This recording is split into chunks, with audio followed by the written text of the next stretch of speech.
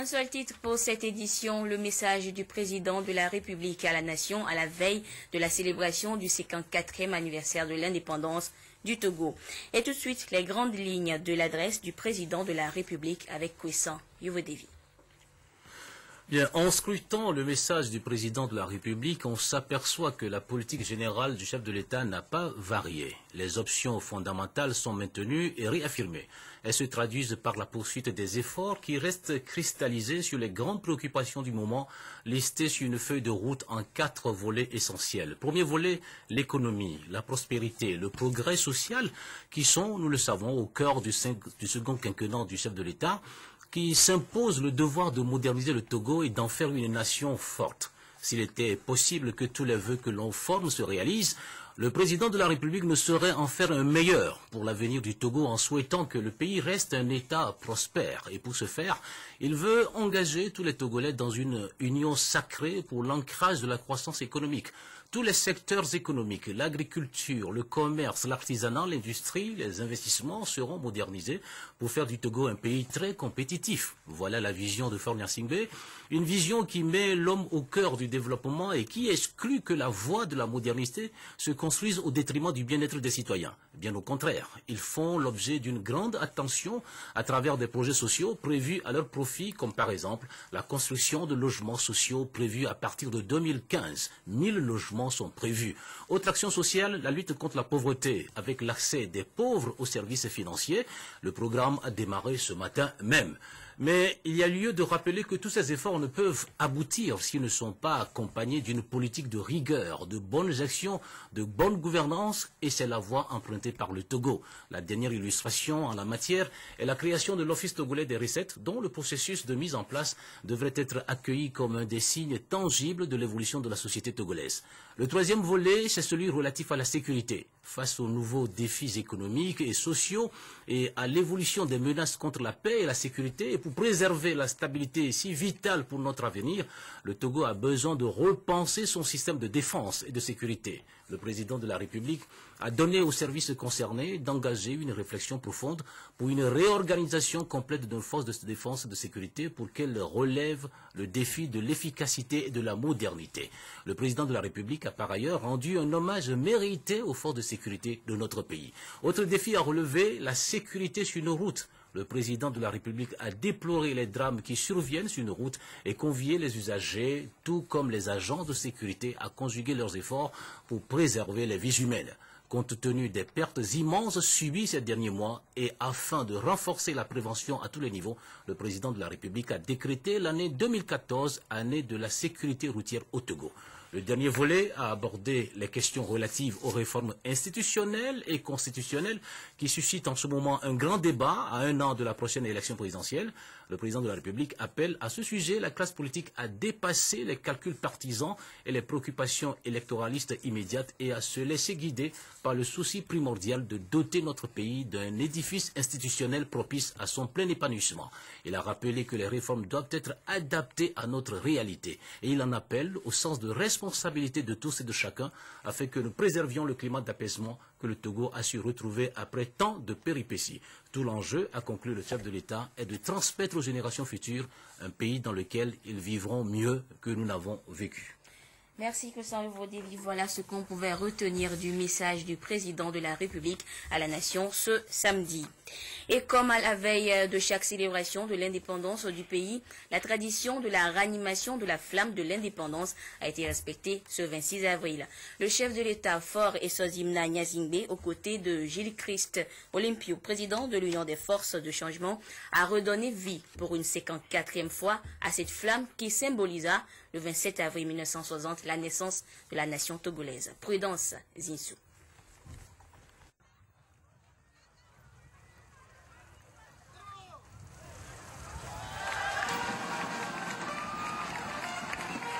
À l'unisson, les Togolais, avec au devant le chef de l'État Faure Essozimna Gnassingbé, ont honoré leur devoir de mémoire ce 26 avril 2014, celui de rendre hommage aux fils et filles qui se sont battus pour l'accession du Togo à la souveraineté internationale.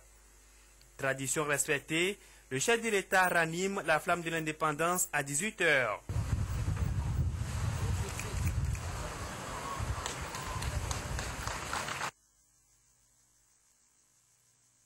Un acte qui a toute sa signification.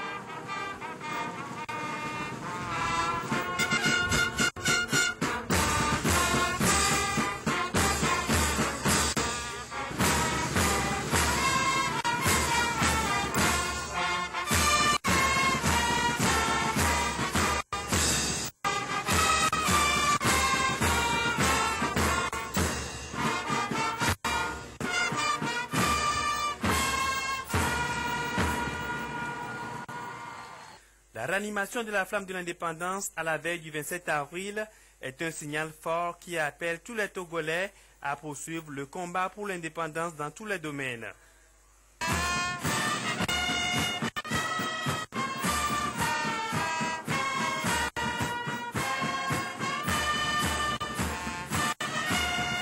Le chef de l'État a été salué par une foule en liesse à la fin de la cérémonie.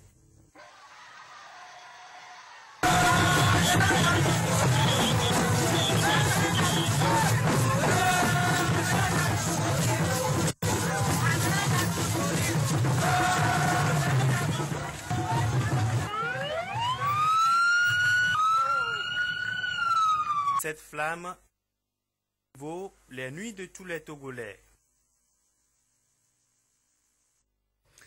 Tradition du 27 avril toujours, et cette année encore, plusieurs personnalités œuvrant pour l'émergence du Togo ont été distinguées. Elles sont 13 à recevoir leur distinction des mains du président de la République, mais plus de 450 ont été honorés ce 26 avril à l'ancien palais de la présidence de la République. Le reportage est signé Edem Sousoupo. À l'heure où le peuple togolais commémore le 54e anniversaire de son accession à la souveraineté internationale, Faure Gnassingbé se donne le devoir de distinguer tous ceux qui, par leur mérite exceptionnel et leur éminent service, ont contribué au mieux à l'épanouissement de la nation togolaise.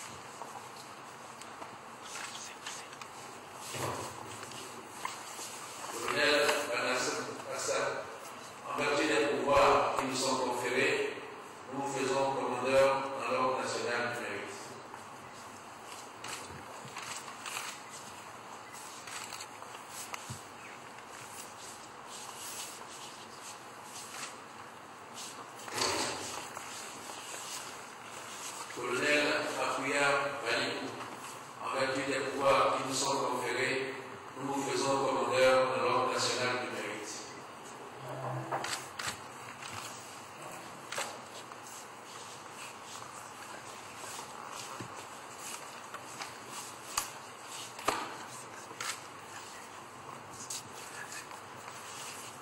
Colonel Zonou Telou Zobriolé, en vertu des pouvoirs qui nous sont conférés, nous vous faisons commandeur en l'Ordre national du mérite.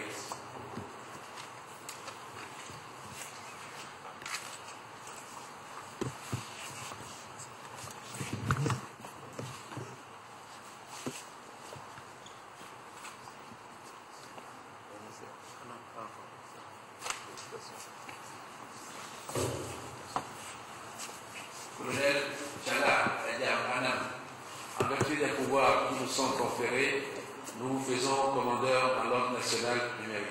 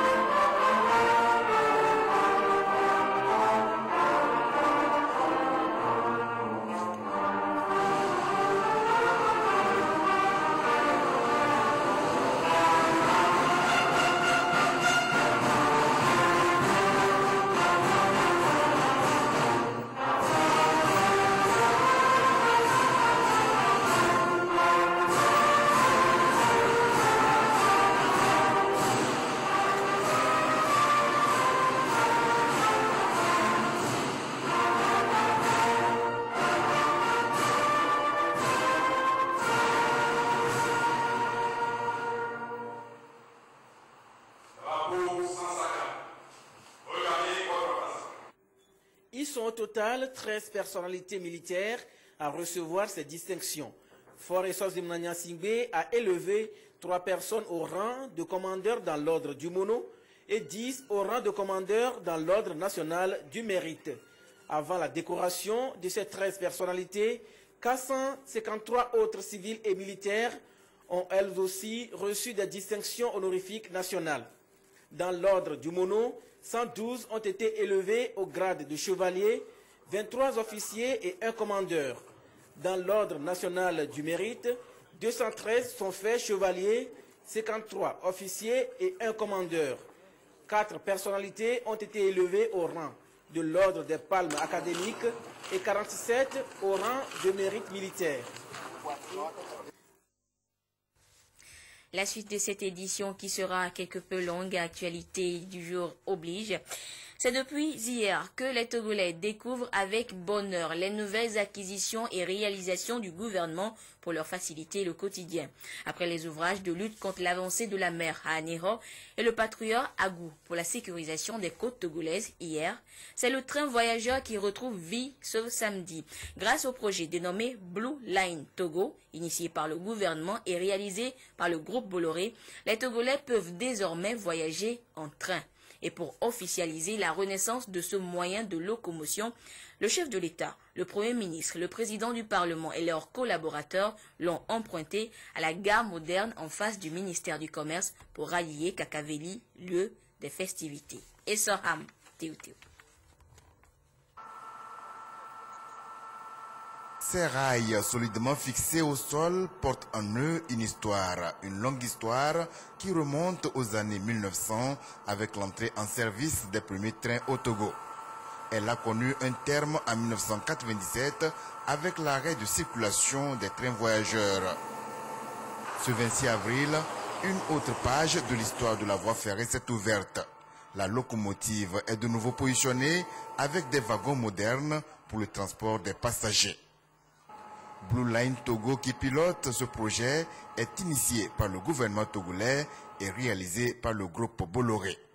La gare centrale du Togo, sise en face du ministère du Commerce, est un cadre accueillant avec des sièges pour mettre à l'aise les clients. La société Blue Line Togo a été donc inaugurée ce jour par le chef de l'État, Fornia Singbe.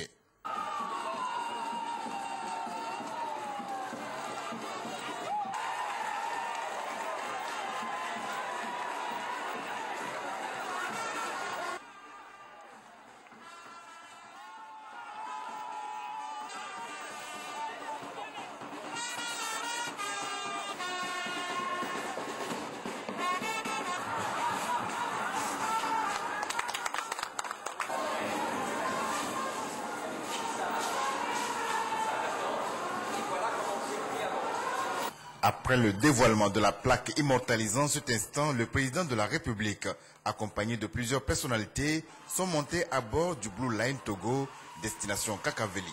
C'était sous le regard admirateur de la population. Le fait que le président de la République est rentré dans le car, c'est ça qui a fait une joie qui m'anime. Je n'ai jamais entré dans un train, mais maintenant, comme le train a commencé de voyager, de travailler, j'aurai le temps de rentrer dans le train. Je n'ai jamais voyagé à bord d'un train. Donc je pense que c'est une bonne initiative qui va permettre à beaucoup d'entre nous d'expérimenter ça. Ça va permettre de décongestionner la route. Puisque aujourd'hui on a beaucoup de taximans, de voitures et autres. Donc avec ça, beaucoup seront dans le train et ça va faciliter la circulation. Nous sommes très contents de ce projet et que nous soutenons vivement ce projet. Le train, selon Serpent des Rails, est de retour. Il s'est annoncé aux populations comme à ses habitudes par son assourdissant klaxon.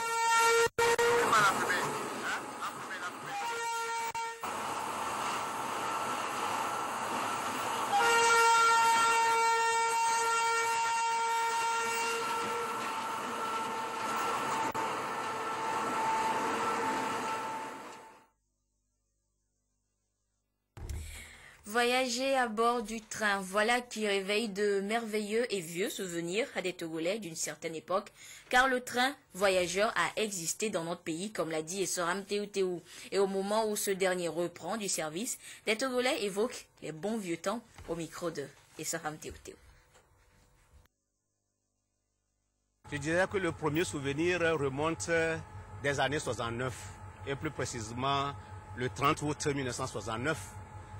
Qui ressemble un tout petit peu l'événement de ce matin, parce que c'était justement ce 30 août 1969 que le chef de l'État a quitté Lomé par les voies ferrées pour se rendre justement à Palimé pour lancer l'appel historique du 30 août. Et nous étions encore enfants à cette époque-là, et nous étions au bord des rails au niveau d'Atikoumé pour l'ovationner. Et le second souvenir, c'est celui-là même qui me concernait. Et lorsque je recevais la première affectation en tant que fonctionnaire de l'État, j'avais justement pris le train ici justement pour me rendre à Tapamé, qui constitue mon premier poste en tant qu'enseignant, avec mes tables bancs, mon lit et mes effets pour arriver à la gare d'Agonou pour pouvoir éviter justement le coût élevé du transport par la route. Et c'était vraiment un bon souvenir et c'est avec beaucoup d'émotion que je me retrouve encore à cette gare. Moi-même, je suis un cheminot. Je commence mon travail ici en 1963 et j'ai ma retraite en 1993. Et ce matin, j'ai vu des anciens rails et les locomotives. La société de chemin de fer, en ce temps-là, nous sommes tellement contents. Lomé-Blita, Lomé-Anéchou, Lomé-Palimé. Et tout fonctionne bien. Nous nous demandons si nous ne rêvons pas. Nous ne rêvons pas parce que vraiment c'est un événement très spécial pour nous cheminots. Parce que le chemin de fer, c'est ancré dans notre quotidien de vie. Ça fait que quand nous ne faisions pas ça, on était malade. Mais au jour d'aujourd'hui, vraiment, c'est comme on est ressuscité. En voyant tout ça là, vraiment c'était une ambiance de fête. Quand le chemin de fer marchait, où il y avait des trains voyageurs, d'abord il y avait l'animation.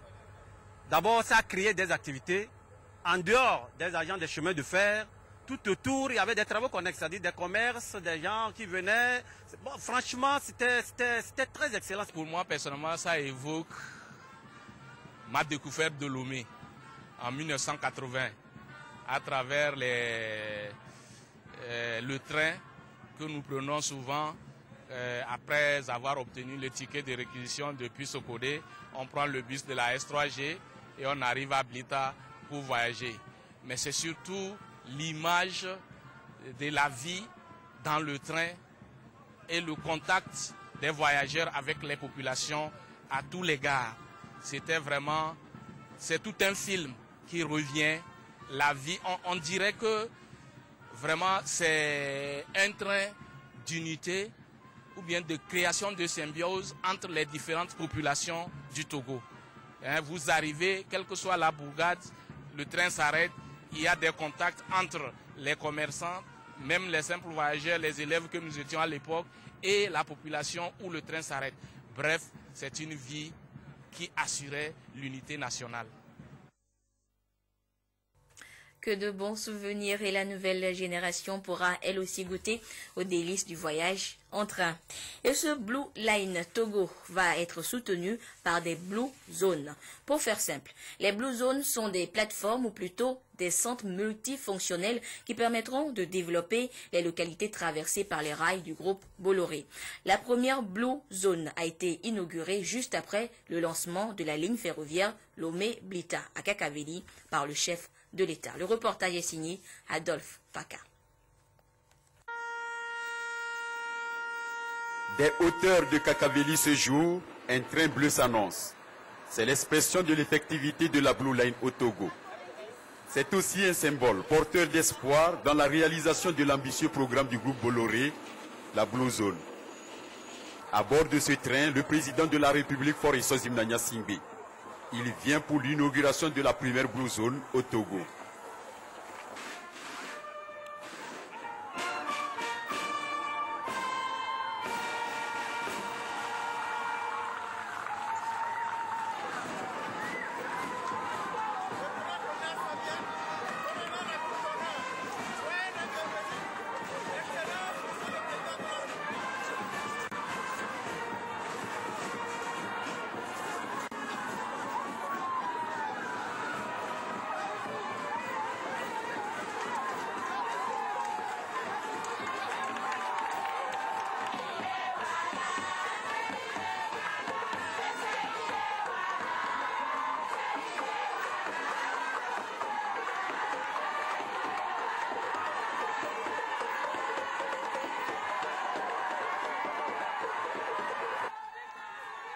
Les populations sont sorties massivement pour lui dire qu'elles adhèrent à sa politique de développement et lui exprimer ainsi leur gratitude.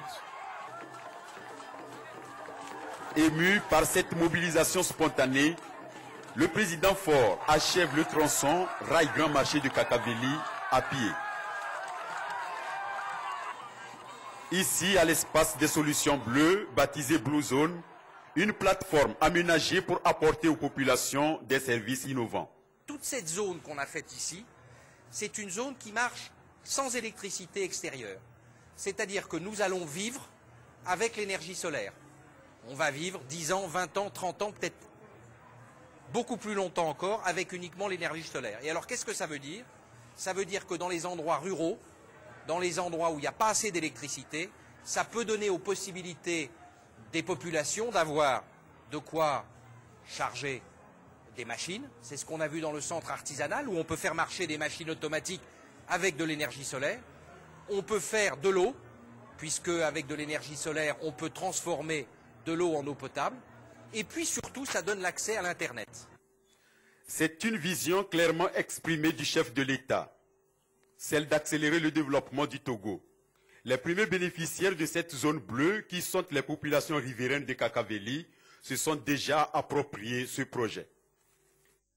La Blue Zone, dans sa phase de construction, nous a octroyé de l'emploi, car elle a employé près de 500 jeunes, hommes et femmes du milieu. C'est le lieu pour nous de dire un grand merci au ministère du Développement à la base et au groupe Bolloré.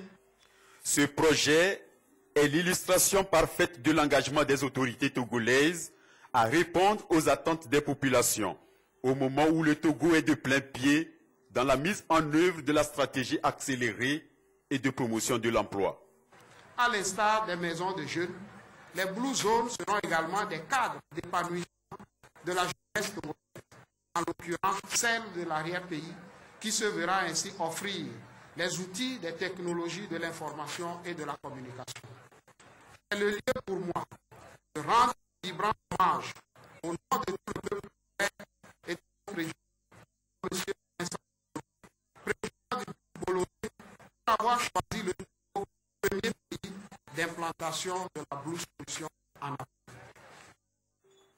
L'inauguration de ce premier centre au Togo et en Afrique par le chef de l'État s'est traduite par le dévoilement de la pierre de siège et la visite des différentes œuvres réalisées, à savoir l'eau potable, la batterie électrique et la poule Internet. Le groupe Bolloré se propose de construire la même plateforme dans d'autres localités le long des voies ferrées dans le cadre de la Blue Line. Il n'a pas fallu attendre longtemps avant que naisse le premier bébé du Fonds national de la finance inclusive, FNFI.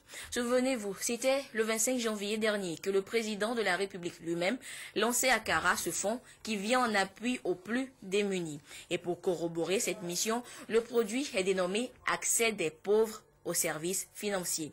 La cérémonie présidée par le chef de l'État ce matin a eu lieu en présence des responsables d'institutions de microfinance sélectionnés comme partenaires du FNFI. Le reportage est signé Mathias Touglo. De la signature du décret portant création du Fonds national de la finance inclusive à la remise solennelle des conventions de partenariat de gestion des portefeuilles du dit fonds, suivi de celle des clés de véhicule tout-terrain en plus du matériel informatique à l'association professionnelle des institutions de microfinance. Voilà ce que l'on doit retenir de cette cérémonie de lancement officiel des premiers produits dénommés Accès des pauvres aux services financiers. Cette cérémonie, présidée personnellement par le chef de l'État, son Excellence Faure Essozi Nanya Singbe, démontre une fois encore son attachement à la cause des couches vulnérables.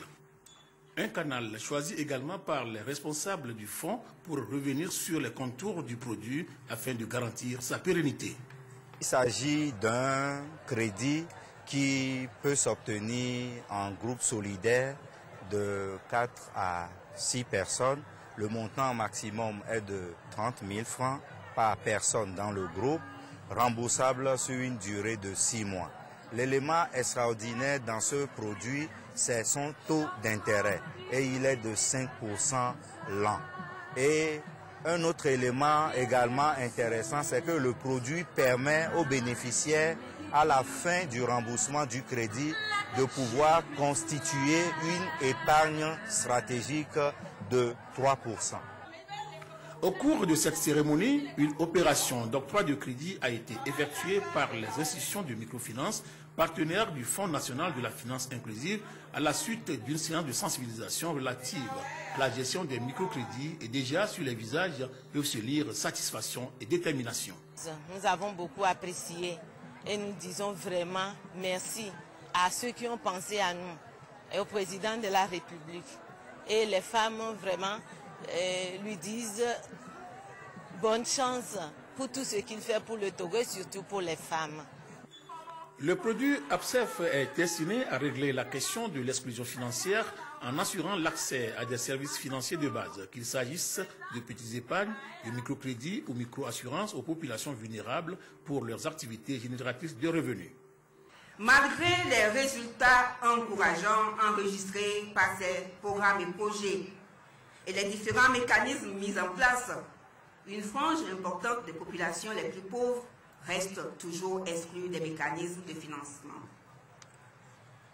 Le chef de l'État a donc initié ce fonds qui s'inscrit dans sa vision de contribuer de manière significative à repousser les frontières de l'exclusion financière à l'endroit des populations les plus pauvres. Le Fonds national de la finance inclusive, FNFI, se veut un puissant instrument financier, souple et une réponse institutionnelle aux contraintes spécifiques d'accès des populations, surtout pauvres, aux services financiers de base. Il pourra ainsi agir efficacement sur la promotion des services financiers de base par l'entremise des appuis institutionnels et le renforcement des capacités des institutions financières partenaires. Afin d'atteindre les hameaux les plus reculés, des ordinateurs portables, des motos et voitures tout-terrain ont été également mis à la disposition des institutions de microfinance partenaires du Fonds national de la finance inclusive au titre d'appui institutionnel et logistique. Et en dehors de Lomé, la capitale, le produit APSEF a également vu le jour ce samedi à Tchévier, Vaughan, Agou, Tchamba, Tchaoudjo, dans la Kosa et dans les savanes. Nous reviendrons plus en détail sur toutes ces cérémonies dans nos prochaines éditions. Et dans le cadre toujours de cette 54e célébration de l'indépendance du Togo, le président de la République, Faure Sozimna Nyazingbe, a reçu ce samedi des messages de félicitations de ses homologues africains, européens et asiatiques. Dans son message, le président de la République française, son Excellence François Hollande, dit ce qui suit. Monsieur le Président, c'est avec grand plaisir que j'adresse au nom du peuple français mes vœux de bonheur au peuple togolais à l'occasion de la fête nationale de la République togolaise. Je me félicite des excellentes relations entretenues entre nos deux pays, unis par la profondeur des liens humains entre Togolais et Français. Je suis convaincu que le Togo est engagé résolument dans une dynamique de croissance et de développement que mon pays est disposé à soutenir grâce à ses opérateurs du développement et à ses entreprises. Le sommet pour la paix et la sécurité en Afrique qui nous a réunis en décembre dernier a posé les bases d'un partenariat gagnant-gagnant passant par un renforcement des échanges humains, économiques et en matière de sécurité. Je me félicite à cet égard de l'engagement du Togo en matière de la lutte contre la piraterie maritime et contre les trafics, en particulier celui des espèces menacées. Enfin, je forme le vœu qu'après les élections législatives je forme le vœu qu'après les élections législatives de juillet 2013, cette année soit marquée à nouveau par un approfondissement des institutions démocratiques du Togo par le dialogue et les réformes. Je vous prie d'agréer, Monsieur le Président, l'expression de ma très haute considération. Signé François Hollande, président de la République française. Et de son côté, le président chinois Xi Jinping s'adresse au président Faure Nyazingbe en ces termes. Excellence, Monsieur le Président, à l'occasion du 54e anniversaire de l'indépendance de la République togolaise, je tiens à exprimer, au nom du gouvernement et du peuple chinois, ainsi qu'en mon nom personnel, à vous et à travers vous, mes chaleureuses félicitations et meilleurs vœux au gouvernement et au peuple togolais. Au cours de l'année précédente, sous votre conduite clairvoyante, l'élection législative a été organisée avec succès. Des avancées significatives ont été enregistrées au niveau de la réconciliation nationale et du dialogue politique. Et en même temps, maints projets de construction ont été inaugurés, ce qui a pu promouvoir au Togo une croissance économique à pas sûr. Je me suis réjoui des réussites de tout genre dans l'édification de votre pays et souhaite sincèrement que le Togo enregistre sans cesse de nouveaux progrès dans les jours à venir dans sa voie de développement. Actuellement, les relations entre nos deux pays s'avancent d'une manière saine et continue. La confiance mutuelle de nos deux parties ne cesse de s'approfondir dans le domaine politique, la coopération pragmatique dans divers domaines tels que celui d'infrastructures se développe vigoureusement, tandis que la coordination et la concertation entre nos deux pays en matière des affaires internationales s'intensifient de jour en jour. Dans le nouveau contexte, je tiens à vous réaffirmer ma volonté d'œuvrer de concert avec vous, Monsieur le Président, à faire libérer sur l'initiative de l'exploitation et de l'innovation toutes les potentialités de notre coopération bilatérale afin de lever le niveau de nos relations d'amitié et de coopération sur un nouveau palier au bénéfice de nos deux pays et de nos deux peuples. Mes meilleurs vœux de prospérité à la République togolaise et de bonheur au peuple togolais. C'est signé Xi Jinping, président de la République populaire de Chine. Et dans leur courrier, leurs excellences Park Geun-hye de la Corée, Ali Bongo Ondimba du Gabon et le gouverneur Tiemoko Meliette Kone de la BECEAO se réjouissent de l'excellence des liens de coopération qui lient leur pays et institutions au Togo.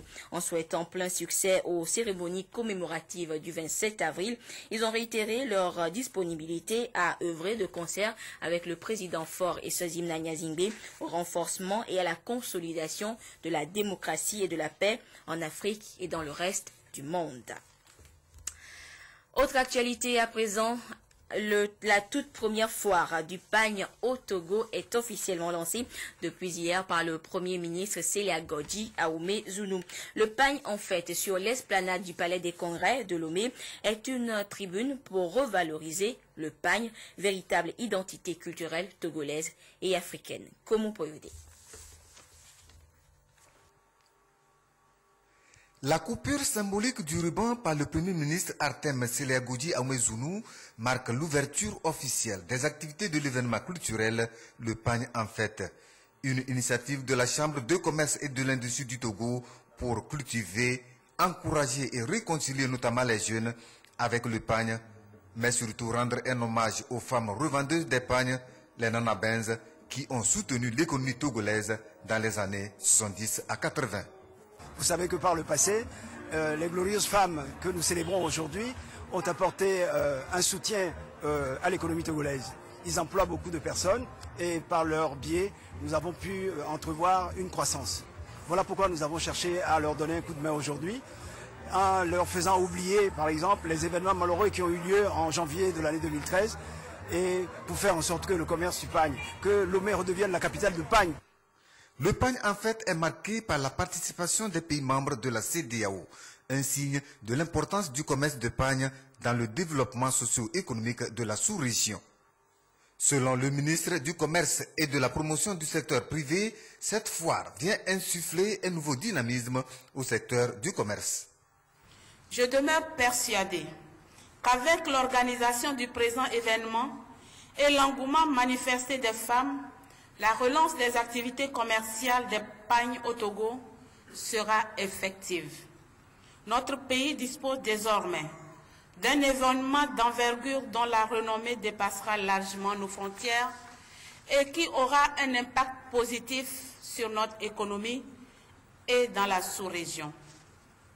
Avec les objectifs énumérés tout à l'heure par le président de la Chambre de commerce et d'industrie du Togo, nous restons convaincus que les retombées de cet événement feront de Lomé la cité du pagne en Afrique subsaharienne, amèneront la génération actuelle à une meilleure conception et utilisation du pagne.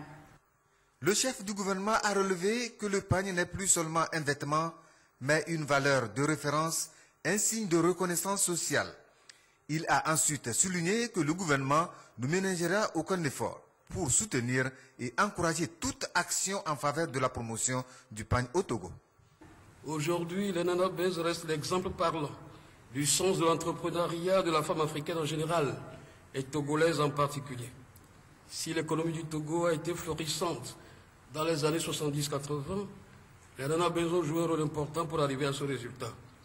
Ne nous lassons pas de leur rendre vivant et immortel hommage, même si leur situation n'est plus celle d'antan, du fait de la piraterie, de la concurrence déloyale, de la falsification du pagne et, disons-le, pour notre pays, de nos conflits politiques aussi. Le pagne, en fait, doit rester la plateforme idéale pour présenter et faire connaître toutes sortes de produits innovants issus du pagne. Le gouvernement vous apportera le soutien nécessaire pour faire de cet événement un rendez-vous périodique et de référence pour le pagne et le textile en général. Mesdames et messieurs, distingués invités, parler du pagne, c'est parler de la matière première qui sert à sa fabrication, des unités qui le produisent et les opportunités qu'il offre. C'est pour cette raison que le gouvernement togolais se réjouit une fois encore du choix du thème « Développement du commerce international du pagne et du textile, enjeux et perspectives ». La production de coton représente pour de nombreux États africains un secteur économique vital.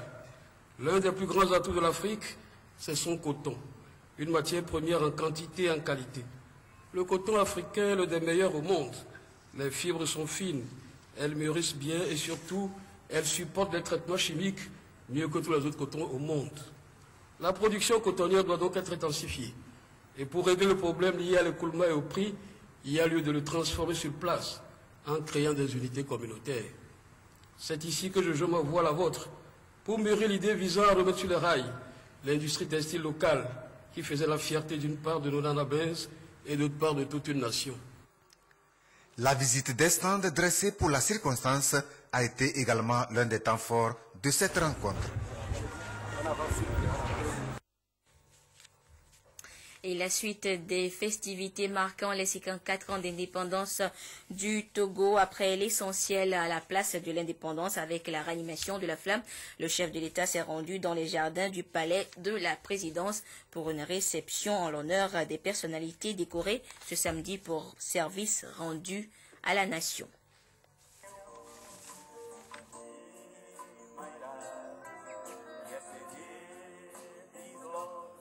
Another day has gone.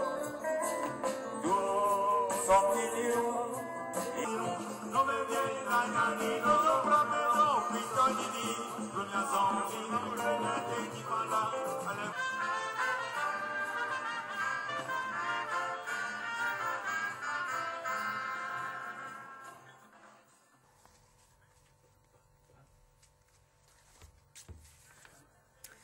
C'était là donc le cocktail dans les jardins de la présidence cette soirée.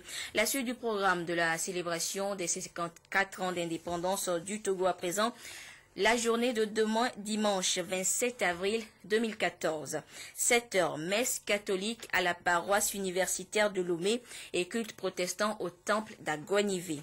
7h30, mise en place des populations à la place de défilé. 8h30, mise en place terminée des autorités administratives, politiques, militaires, religieuses, traditionnelles et des autres invités. Arrivée de son Excellence, Monsieur le Président de l'Assemblée nationale à 8h40. 8h45, arrivée de son Excellence, Monsieur le Premier ministre. 8h50, arrivée de son Excellence, Monsieur le Président de la République. Le défilé militaire et civil débutera à 9h. 12h30, fin du défilé et départ de son Excellence, Monsieur le Président de la République. 13h, déjeuner dans la grande salle des fêtes. 14h, réjouissance dans les quartiers. La finale de la Coupe de football de l'indépendance au stade de Kégué se jouera à 15h30. À 19h30, méga concert à Lomé sur l'esplanade côté nord du Palais des Congrès et dans les différents chefs-lieux de région du pays. Et je vous l'annonçais, nous reviendrons plus en détail dans nos prochaines éditions sur les cérémonies de lancement du produit Accès des pauvres aux services financiers du Fonds national de finances inclusives à Tchévier, Vaughan, Agou, Tchamba, dans la Kosa et dans les savanes dans nos prochaines éditions. Voilà, ainsi se referme cette édition qui a été quelque peu longue, actualité oblige. Merci à vous qui l'avez suivi où que vous soyez grâce à la télévision togolaise. Au revoir.